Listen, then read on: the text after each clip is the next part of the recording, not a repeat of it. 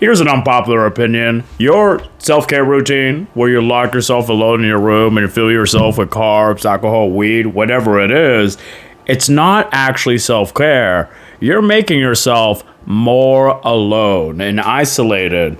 So what this does, this feeds into your social anxiety and then your social isolation. And you think, right, you're doing yourself a favor by removing yourself from situations, but you're not engaging with life itself.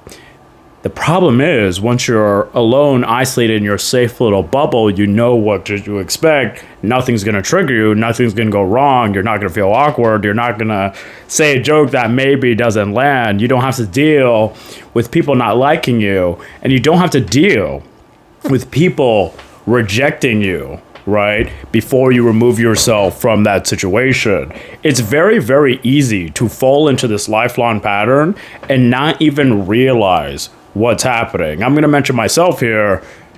In the past, right, a large amount of time where I felt like I needed to recover, my ideal days off were like 2 days in a row.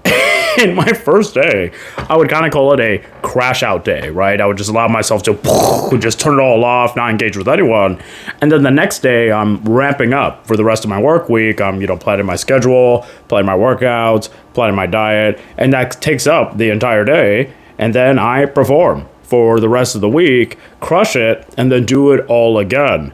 But I inadvertently cut out connections in my life, right? And it's the flaws, it's the pain and shared experiences that really connect you with other people, because I thought I was taking care of myself, but I was actually starving myself for human connection. And then I would overread, right, red flags in people. And when you fall into this trap, you're very quick to cut people off for the slightest, like, quote unquote, red flags in order to protect yourself. Like, you see it everywhere on social media. Cut toxic people off and never deal with them again. And yes, that's good to an extent, but relationships are filled with ups and downs. There are disagreements, there are miscommunications, it's messy.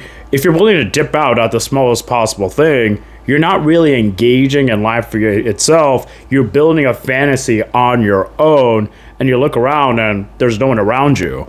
As you're trying to build, right, the perfect version of yourself, the perfect reality, you could end up perfectly alone.